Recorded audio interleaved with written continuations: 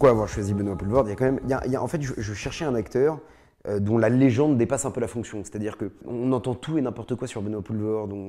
Il a une réputation à laquelle il ne ressemble pas du tout. Et il y a toujours une satisfaction, un plaisir à voir qu'il ne ressemble pas à sa réputation. Et aussi, moi, ce que j'aime bien avec Benoît, et c'est une correspondance que je faisais avec Vincent Lacoste, c'est qu'il a une forme de nonchalance concernée. Il est toujours un peu à côté de son personnage aussi, et c'est quelque chose qui me plaisait. Et chose fondamentale pour laquelle je l'ai choisi, c'est parce que, comme il a des moments assez tragiques dans le film, il a des moments assez durs, assez sombres, il nous protège avec son aura comique, avec la légende qui le précède. La première fois que j'ai vu Benoît Poelvoorde à l'écran, ça devait être dans les Randonneurs, je lis lapsus, Randonneurs de Philippe Arel, je crois. Au fond, on peut dire que la marche à pied n'est qu'une succession de chutes rattrapées et de déséquilibres compensés. Mais de toute façon, j'ai l'impression qu'il fait tellement partie de notre mythologie, en fait, Benoît Poelvoorde, que j'ai l'impression que je le vois tout le temps, en fait. Voilà. Moi, j'aime bien quand il est un peu mesquin, parce qu'il a un tel plaisir à rendre séduisant les gens bas. La première fois que j'avais l'impression qu'un metteur en scène se rapprochait le plus de lui, c'était dans Trois cœurs de Benoît Jacot. J'ai l'impression qu'on rendait justice à son extrême élégance. J'ai fait le grand bain avec lui, donc ouais, je l'ai rencontré en moule bite. Ce qui désinhibe beaucoup. Et après, j'ai fait ce qu'on appelle un hold-up, un traquenard, dans la piscine, à l'INSEP.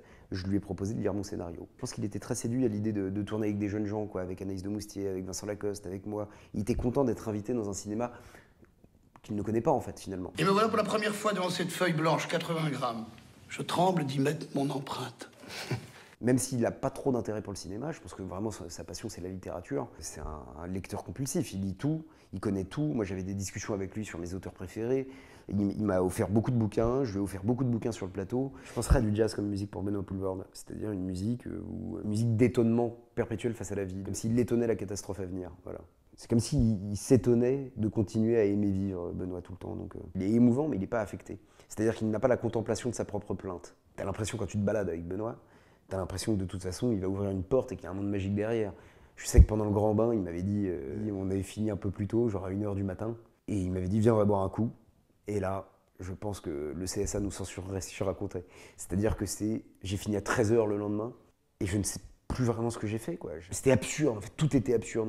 Il y avait une fille qui fait les visites guidées au Louvre, on l'a accompagnée jusqu'au Louvre. Ensuite, on est allé chez un brocanteur, on a acheté des tableaux. On a appris vraiment le sens de l'observation, de regarder vraiment les gens. C'est-à-dire, les regarder, c'est de ne pas faire l'impasse sur leurs défauts. Et Benoît, c'est quelqu'un qui, par exemple, dessine très bien, et qui dessine très bien les gens. J'ai l'impression que Benoît Poelvoorde, c'est ce qui fait qu'on l'aime, c'est que ça sort de nulle part, quoi. Il adore être dirigé, il adore jouer, il faut juste que ça aille vite. Du coup, moi, je m'appesantis pas, voilà, on y va. On réfléchit pas, on y va.